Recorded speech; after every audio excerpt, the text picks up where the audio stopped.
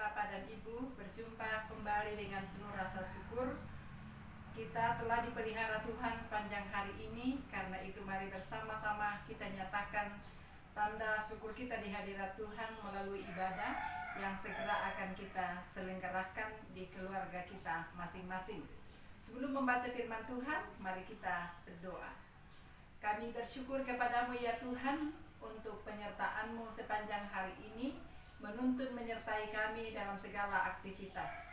Dan sekarang kami berhimpun untuk bersama memuji Tuhan, mendengarkan firman-Mu. Kiranya Engkau turunkan Roh Kudus-Mu, terangi hati dan pikiran kami, supaya kami beroleh hikmat pengertian dari dalamnya. Bersabdalah ya Allah, karena kami sedia mendengar. Dalam nama Tuhan Yesus kami berdoa, bermohon kepadamu. Amin. Firman Tuhan yang kita akan baca sore hari ini dari kitab 2 Korintus pasal 12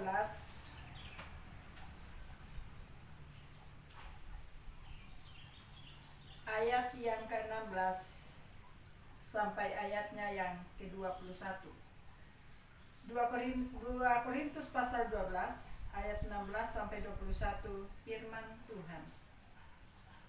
Karena itu aku suka mengorbankan milikku, bahkan mengorbankan diriku untuk kamu. Jadi, jika aku sangat mengasihi kamu, masakan aku semakin kurang dikasihi? Baiklah, aku sendiri tidak merupakan suatu beban bagi kamu. Tetapi kamu katakan, dalam kelicikanku aku telah menjerat kamu dengan tipu daya. Jadi pernahkah aku mengambil untung daripada kamu oleh seorang dari antara mereka yang kuutus kepada kamu? Memang aku telah meminta Titus untuk pergi dan bersama-sama dengan dia aku mengutus saudara yang lain itu. Adakah Titus mengambil untung daripada kamu? Tidakkah kami berdua hidup menurut roh yang sama, dan tidakkah kami berlaku menurut cara yang sama? Sudah lama agaknya kamu menyangka bahwa kami hendak membela diri di depan kamu. Di hadapan Allah dan demi Kristus kami berkata, semua ini, saudara-saudaraku yang kekasih, terjadi untuk membangun iman kamu. Sebab aku khawatir bahwa apabila aku datang, aku mendapati kamu tidak seperti yang kuinginkan, dan kamu mendapati aku tidak seperti yang kamu inginkan. Aku khawatir akan adanya perselisihan, iri hati, amarah, kepentingan diri sendiri, fitnah, bisik-bisikan, keangkuhan, dan kerusuhan.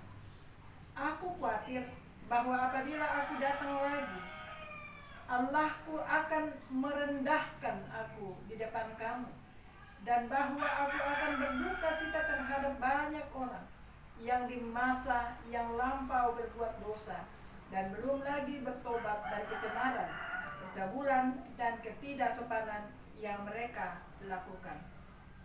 Itulah firman Tuhan yang kita baca, dan dari bacaan ini diberikan tema rintihan seorang hamba Tuhan.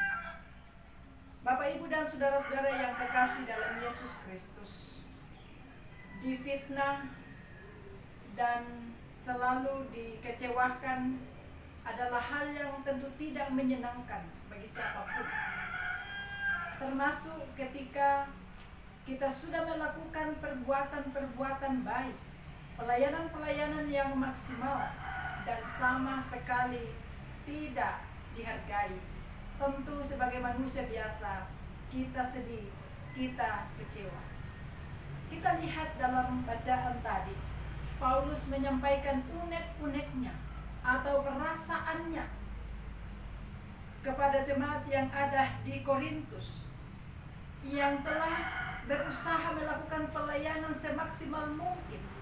Namun orang-orang yang ada di Korintus justru kemudian memutar balik fakta, memfitnah Rasul Paulus, bahwa Rasul Paulus ini seakan-akan tidak melakukan tugas tanggung jawabnya dengan maksimal, dengan baik sesuai dengan harapan mereka. Padahal mereka menanggung banyak derita, bahkan dalam pelayanan yang mereka lakukan itu tidak membebani sama sekali sekali orang-orang di Korintus. Tetapi Bapak Ibu, sekalipun dia diperlakukan dengan cara seperti itu, Rasul Paulus tetap tegar untuk menjalankan dengan semangat tugas tanggung jawab pelayanan yang Tuhan sudah percayakan kepadanya. Kalaupun dia mengungkapkan perasaannya, kalaupun dia khawatir dalam pelayanan-pelayanan yang dia lakukan itu adalah sebuah perasaan bahwa dia mau sampaikan kepada orang-orang Korintus supaya mereka betul-betul berubah, betul-betul bertobat dan memperbaharui diri mereka. Jangan lagi hidup dalam kecemaran, jangan lagi hidup dalam percabulan, ketidaksopanan, karena semuanya itu kekejian bagi Tuhan. Semuanya itu tidak menyenangkan hati Allah dan tidak akan mendatangkan berkat bagi kehidupan mereka. Itulah sebabnya Paulus berulang kali untuk memberikan nasihat kepada mereka supaya mereka bisa berubah menjadi lebih baik. Jadi kekhawatiran di sini dalam hal ini menyampaikan unek-uneknya supaya Paulus bisa mengeluarkan, karena kalau dia tidak keluarkan apa yang menjadi perasaannya, apa yang menjadi kekhawatirannya, padahal ini untuk kebaikan mereka, itu juga membawa beban bagi Rasul Paulus. Tapi kalau ada hal yang dia tidak senangi, ada hal yang dia tidak sukai, dan itu bertentangan dengan kebenaran Tuhan, dan dia sampaikan, membawa kelegaan tersendiri bagi seorang pelayan Tuhan, dalam hal ini Rasul Paulus. Sama Bapak Ibu, kita mau mengatakan dalam kehidupan kita, banyak orang yang suka berbohong pada dirinya, tidak jujur pada dirinya. Sebenarnya dia merasa sakit hati, sebenarnya dia sudah tahu bahwa itu tidak benar, tapi dia takut untuk kemudian mengatakan itu tidak benar. Mengapa dia takut? Karena dia takut dimusuhi, dia takut dihindari, dia takut untuk dijauhi. Nah, dalam hal ini tentunya ketika kita kemudian memendam perasaan itu sendiri akan membawa dampak buruk bagi kita, psikis kejiwaan kita yang kemudian membawa kita tidak nyaman, tidak tenang, dan tidak tentram.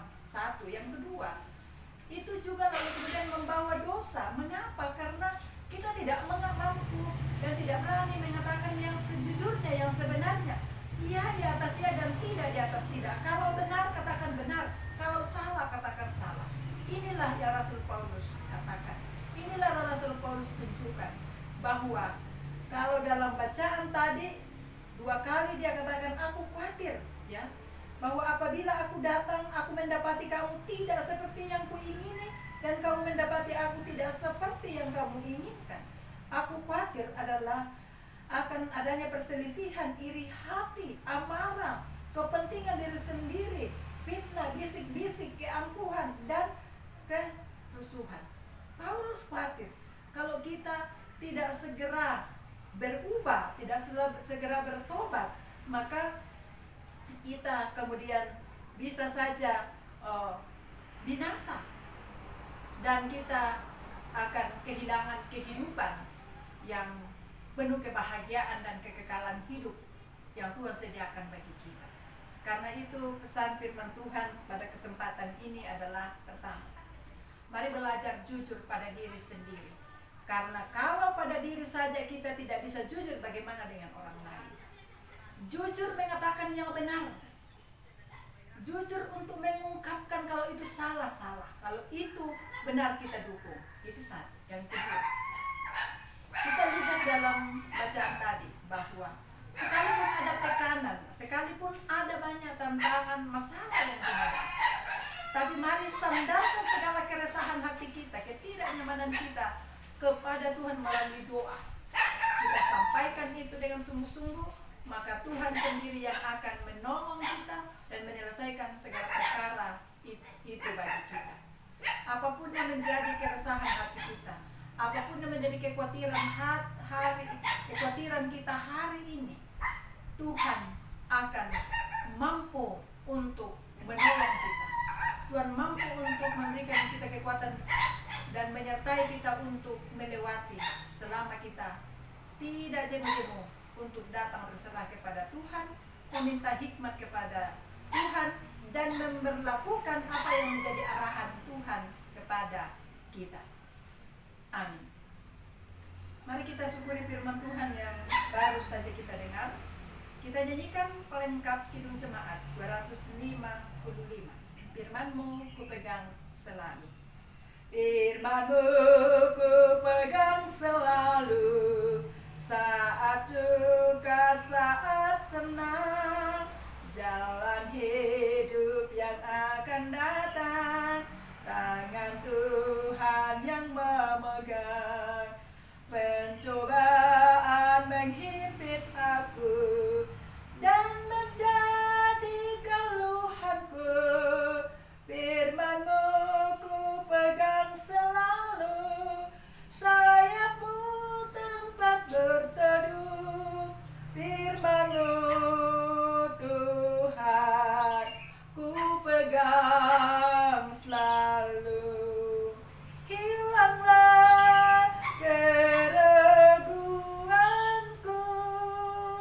bila hatiku rasa susah, padamu aku berserah, firman-Mu ku pegang selalu, maka amanlah jiwaku.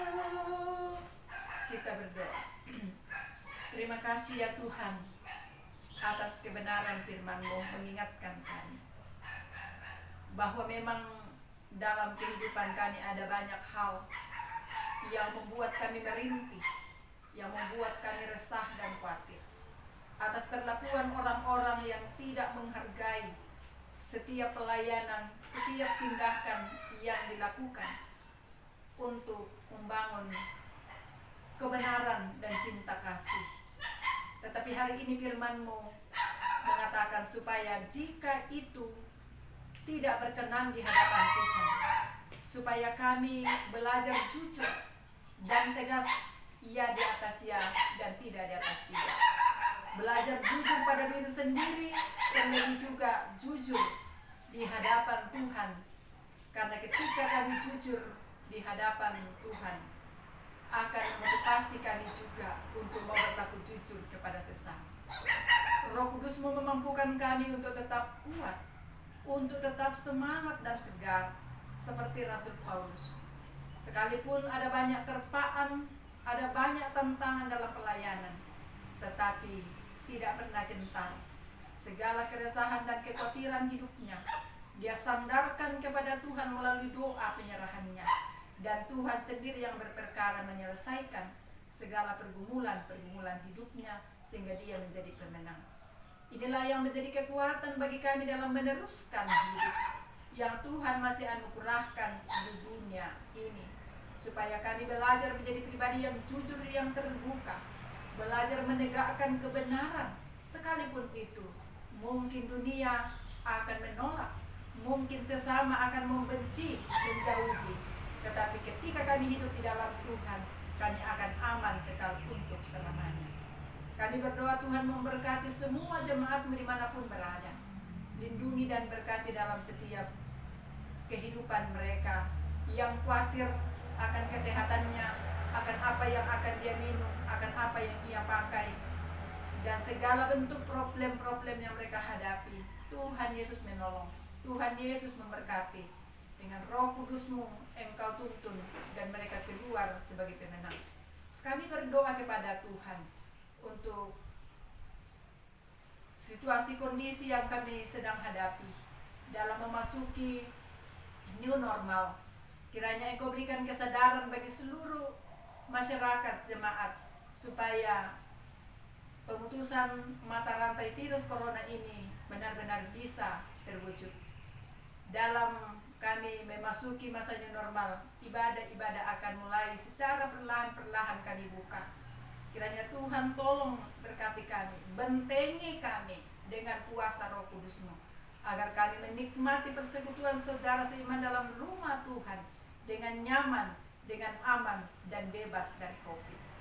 Ya Allah ya Tuhan kami, seluruh hidup kami selanjutnya kami serahkan kepada Tuhan untuk Engkau jaga, lindungi, dan berkati. Dalam nama Tuhan Yesus kami berdoa, bermohon ibadah kita pada sore hari ini menjelang malam. Kiranya Tuhan senantiasa memberikan kita semangat untuk menjalani kehidupan dengan selalu terbuka, jujur pada diri, terlebih kepada Tuhan dan sesama. Selamat sore dan Tuhan Yesus memberkati. Shalom.